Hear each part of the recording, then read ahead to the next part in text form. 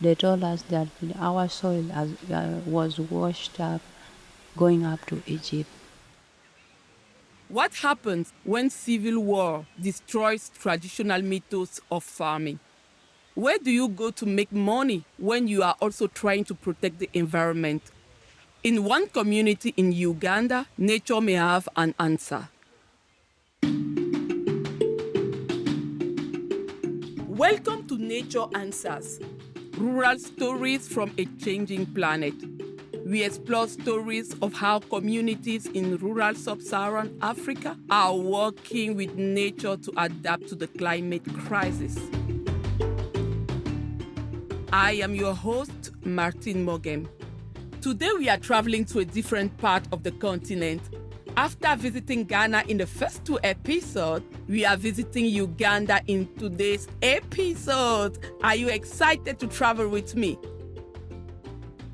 We are going to a small community successful in restoring wetlands destroyed in the Civil War.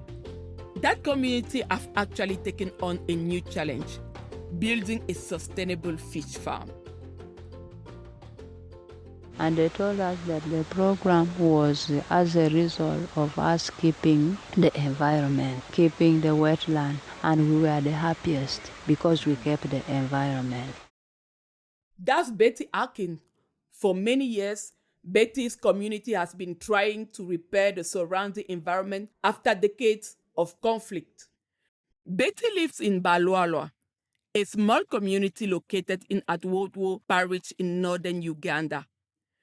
Artwotngo is within the Obute district.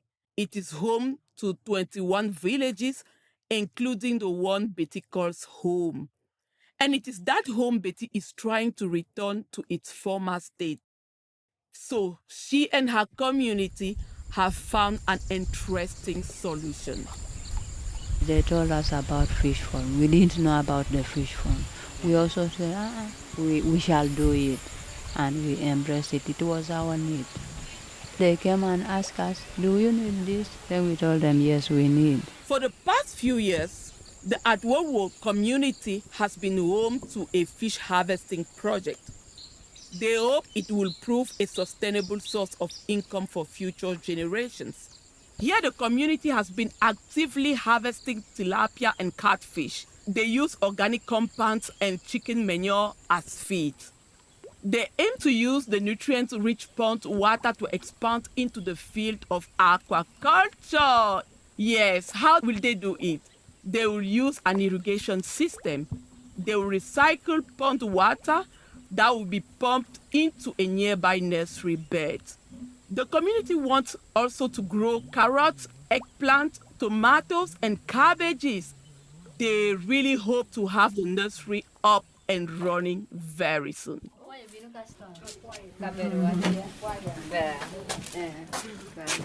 In the past year, Betty has opened her own restaurant.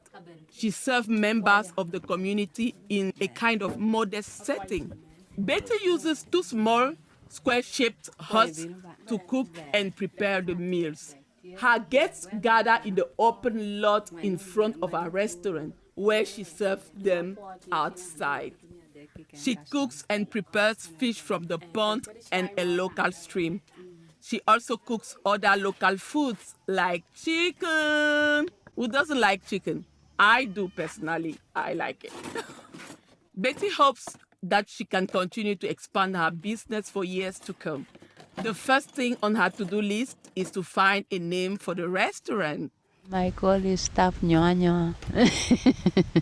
Nyoa. You just squat and you eat. As Betty speaks, she gestures to the open space under a few large trees in front of her restaurant. Her guests sit on blankets and wooden benches. She says that she's saving towards upgrades. Because I don't have enough money to buy the other requirement, I'm just beginning like that. In the not too distant past, this region was ravaged for more than 2 decades by conflict in the area. The most recent conflict came between the LRA, the Lord Resistance Army, and the Ugandan military. the LRA committed hundreds of atrocities. This included a massacre of hundreds of civilians in the neighboring Lira district. The conflict also displaced hundreds of people across northern Uganda. Many were forced to flee their homes for safety. They often found themselves in camps with thousands of their fellow citizens. This includes Artwotngo Fish Pond chairman Dennis Obute. The entire northern Uganda has been in a very big trouble. Me speaking to you, I stopped in P7. Know that I was not even in a position to complete my study. Dennis says he stopped school in P7. That means primary 7 or grade 7 in Canada, when he was 12 years old. So you can imagine. The conflict was widespread. At one point, there were more than 250 camps hosting roughly 2 million Ugandans in the northern part of the country. That was at the conflict's peak, according to the United Nations. We were in camp, we were displaced, I cannot even like them because I cannot recall them, the situation we were in. We were in camps, we were displaced, says Dennis there. The conflict ended in the late 2000s. Many like Dennis were able to return home. But after so many years away, some of them have lost their farming knowledge. In Artwotngo Parish, people began cutting down trees for charcoal. It was necessary to financially support their families. There was no source of money. We were in this destroyed environment. The Achen came here. They, in this case, means the government. They were asking the chairperson of the city, which parish has been the worst for charcoal sucking, burning. As you can notice, English is not Dennis's first language, and you know I'm in the same boat. When you hear soccer, he is actually saying charcoal, and when you hear Perry, he is actually saying parish.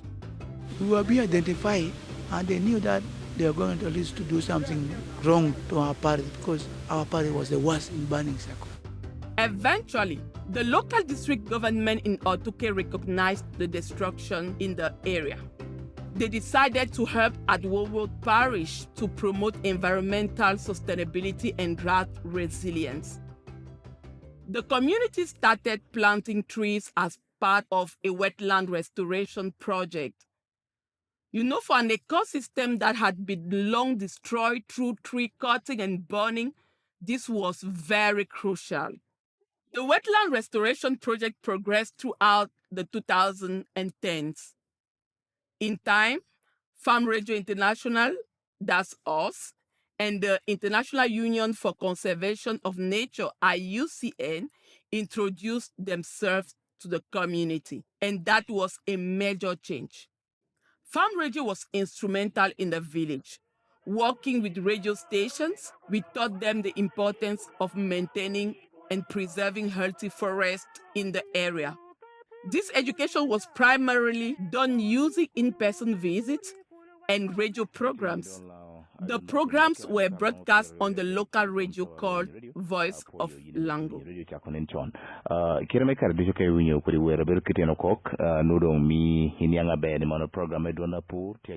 Farm radio introduced us to protect the environment, whereby they told us the goodness of planting tree. They told us not to cut tree. If we are cutting tree, we should not cut chia. When Betty says chia there, she's referring to shea, a type of tree that grows oily nuts used for producing shea butter. Chia is opportunity given to us by God. So now, even they told us to keep the indigenous trees. Now, in our homes there, in our village, we have kept them. What they told us again, not to burn bush. And now we have stopped burning bush. They told us to keep the bottle you are seeing of soda. They told us to collect it and we put it inside the pit. Then we burn it from there. Farm radio also told us to use earth. not using these pesticides from the markets there for spraying our crops. They told us that it makes the fertility of the soil to go down. We should use the local things which we are having, like the feces of goat, cow, like our urine also. We can use it for spraying our crop. Farm radio introduced us to a radio. There was a yellow radio. What they learned on the yellow radio were nature-based solutions. Remember what nature-based solutions are. These are ways of adapting to climate change using the lessons learned from nature. For Artwotngo, as Betty says, these were things like working with trees rather than cutting them down to increase biodiversity. It was also things like using natural pesticides rather than the chemical ones, or using goat and cow feces as fertilizer. But despite the success in rejuvenating the wetland area, the community found itself at a financial loss. The loss of charcoal still left a hole in short-term incomes. So next, the community started to grow rice at the local riverbank. However, the IUCN noticed that this practice was harming the wetlands that the community had worked so hard to restore. We had a stream where we used to dig rice up to its end, and its end used to grow a very tall rice, and we could heal it very well. But as they came into place, they told us that our soil was washed up going up to Egypt, where we don't know where Egypt is. Pulling the rice up by its ends or roots was destabilizing the soil. While the soil may not have made it all the way to Egypt, it was washing down the river. If you follow a watershed map of Artwotngo Parish, the rivers and streams lead into the Nile. They stopped us from cultivating along the riverbank side. They told us to demarcate. When Betty says demarcate, she means that the community had begun to restore the sites of the river banks. They used plants to stabilize the banks. This practice ensures that the boundaries of the river will be kept intact. So, the community was no longer burning charcoal and was told not to sell rice. Now what? Interestingly, something had changed. The community and the IUCN had noticed the water start to run clear. Before, it had been yellow. Can you imagine? Water running yellow. That's a disaster. Then more happened. The community also began to see the biodiversity in the area improve.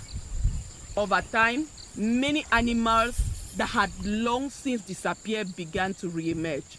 The ecosystems were there, frog, fish, each and everything was there. And it came as a result of us. Hear that it came as a result of us. Keeping the environment and keeping the stream very well. That was just a pleasure for them to give us a fish fund, because we had kept the environment very good. In keeping with the organization's plan to support climate-smart livelihoods in the area, the IUCN introduced the concept of a fish farm located in Balwalwa.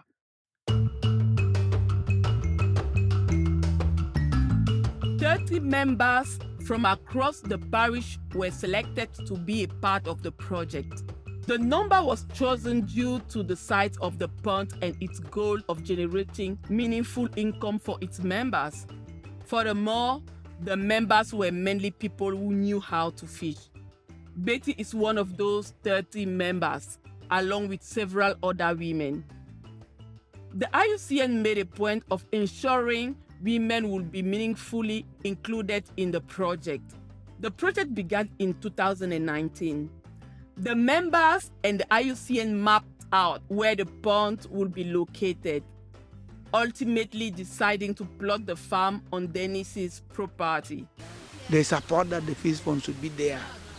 I'm the owner of the land also again. I offer the land. My people think I've sold the land to the organization, and they was about to kill me again. The community didn't actually plan to kill Dennis.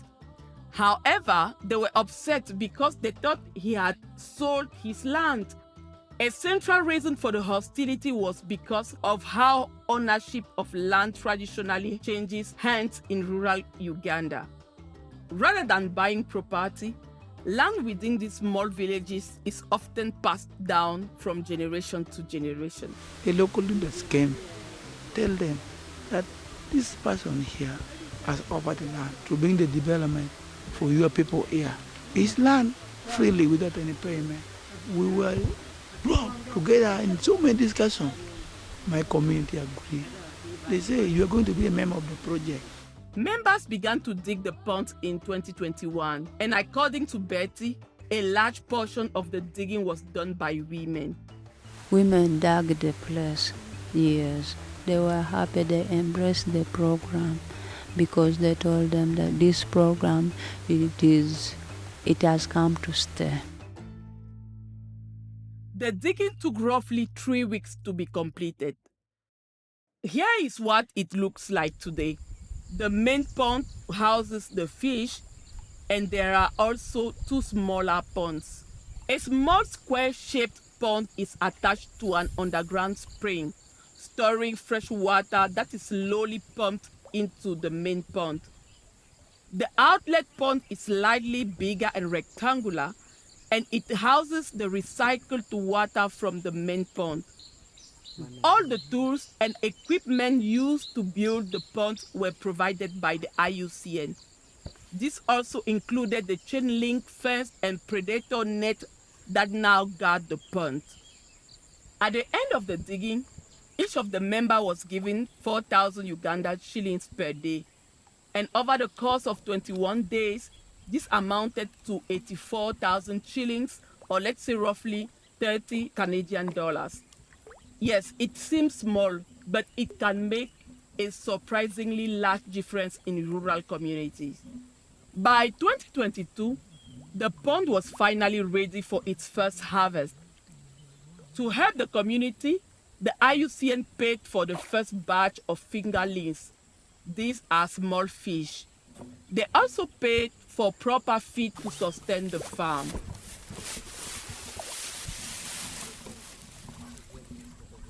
Together with the community, they decided on tilapia and catfish fingerlings. The decision was partially made on what the community wanted, but also the capacity of the pond itself. The reason as to why we have chosen the tilapia and the catfish, the tilapia here, they are the best. They are best in need, and it is cheaper. The reason why we have bought the catfish is that the tilapia produce very fast, and if they are producing, they produce about 500. That's why they have bought the catfish, so that the catfish will eat some, so that it doesn't overcrowd the dam. The tilapia in the pond breed fast. They are also in demand and cheap. But too many tilapia can get out of hand very quickly. Meanwhile, catfish keep the tilapia population reasonable. They eat a few of the smaller fish. It follows how the fish interact in nature. The IUCN also paid for a fishery consultant. This person will teach the community about the importance of fish harvesting and how to maintain the farm. The consultant also advised them to use chicken manure and organic compounds to feed the fish. The manure is rich in nutrients and minerals. This cycle is another nature-based solution in action. Let me describe how. Chicken manure feeds the tilapia. Tilapia feed the catfish. The water full of nutrients water the vegetables, and the vegetable waste feeds the chickens. It mimics how ecosystems work. However, The project experienced a setback after a severe drought hit the region. The lack of rain and high heat hurt the growth of the tilapia fingerlings that had already been placed in the pond. When the harvest was finally ready to be sold, the drought proved to be the least of the community's worries. The tilapia made up most of the harvest, as the catfish didn't come anywhere close to their expected results. That money was got from tilapia because the catfish we did not find it. We just sold 70 of them out of 1,000. We didn't know what went wrong. Turns out if you are too successful at bringing nature back, nature comes back. Right now, even we are scared because there are some animals like they are there inside the water, even the snake. Even there are times when people enter up to inside. You never know, people have different heart. Others people can go and they hook the fish. The community's success in restoring the wetlands brought the fish pond to the region. With the restoration also came a return of former predators like snakes. The community put up security measures like guard, predator nets, and fences. But some predatory animals snuck in to snack on the fish. Despite their meager success, each member received 150,000 Ugandan shillings, around 50 Canadian dollars, from the first harvest. For Betty, this money will be life-changing. It will allow her to improve the living conditions of herself and her family. My life have changed because I ate fish. I was not as you are seeing me. They gave us money. Of course, if they give you money, you come and you tell your husband that I've gotten this money from the group there. We share the same idea and we were happy. Children were able to go to school. Sickness also, we use that money and helped us also for food. It has changed our life.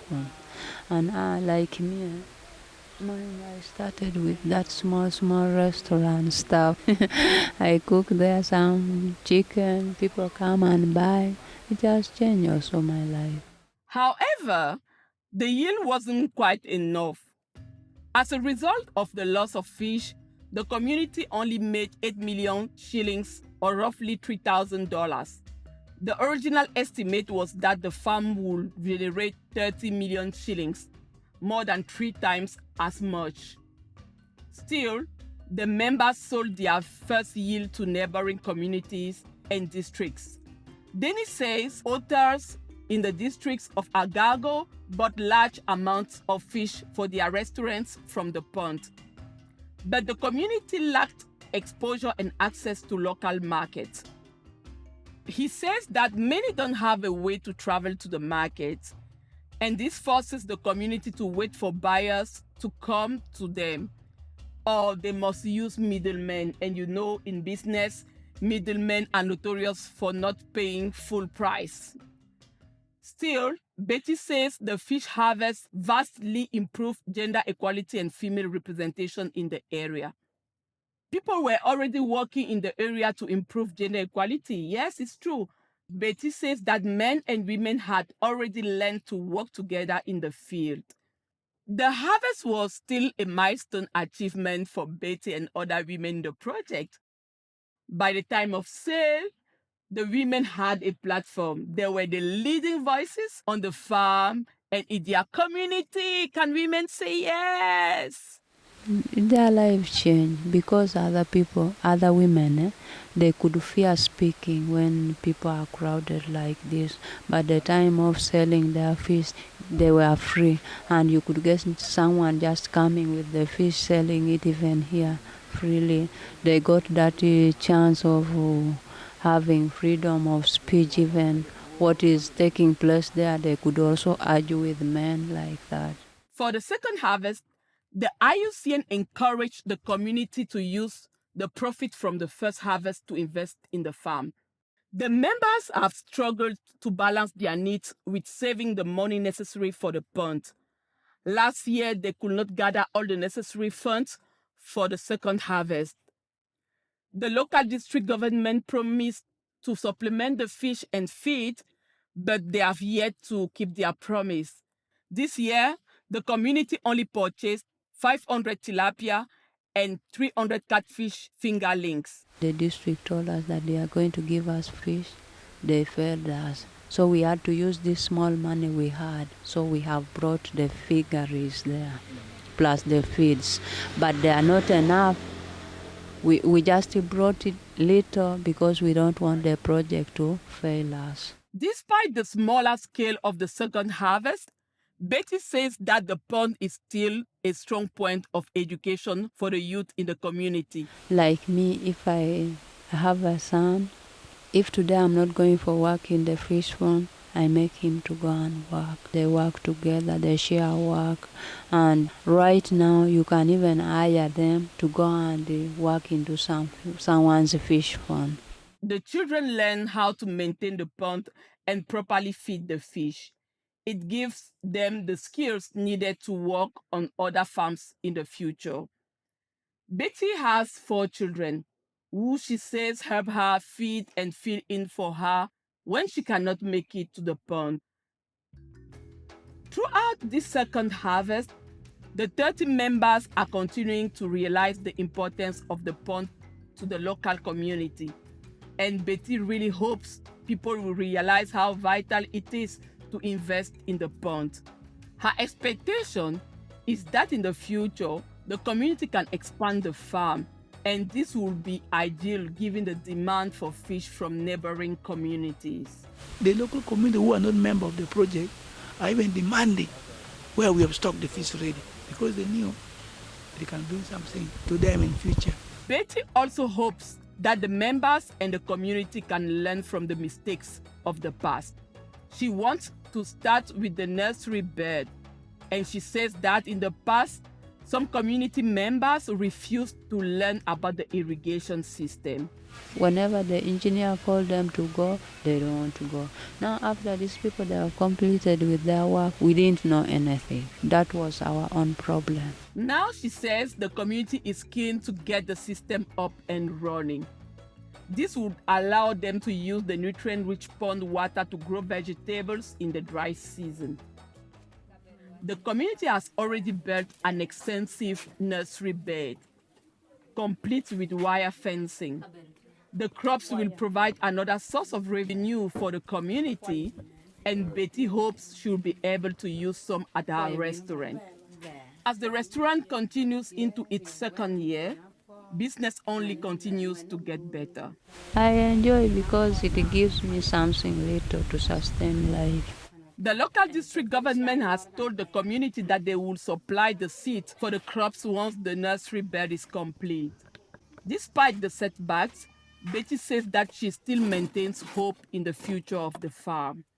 You know something, which you have worked by yourself, you will feel it. You say that maybe, let me see whether this money that I've injected, whether I will get some profit. If I get a profit, it will be a pressure to me. I will embrace the project. But if I don't get a profit for 2 times, you lose that card. So we still have that hope. We still have that hope. As the second harvest continues to grow, the community members hope to capitalize on the experience they gained from the first season. For Betty, the success of our restaurant is a top priority. While it may not yet have a name, it stands today as a symbol of hope and resilience in a community that is far from lacking these attributes.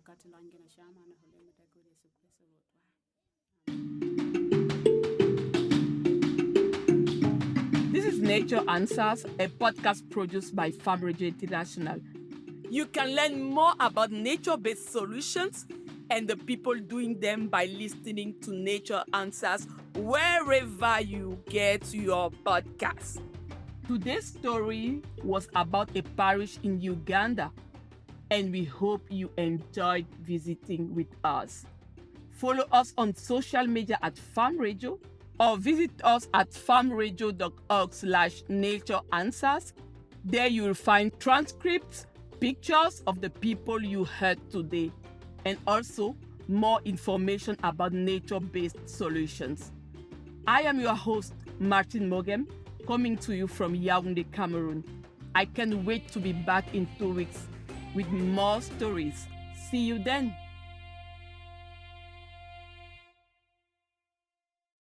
This episode is written and produced in Uganda by me, Liam Baker, with help from staff from Farm Radio International's office in Kampala, Uganda, who made me feel welcome and shared priceless knowledge.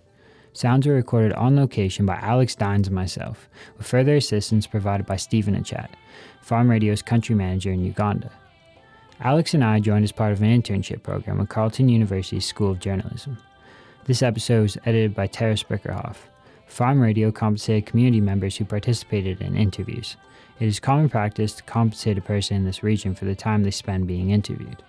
Our podcast would exclude many important perspectives if we only interviewed those who could afford to step away from their economic activities without compensation. Nature Answers was produced thanks to funding from the Government of Canada.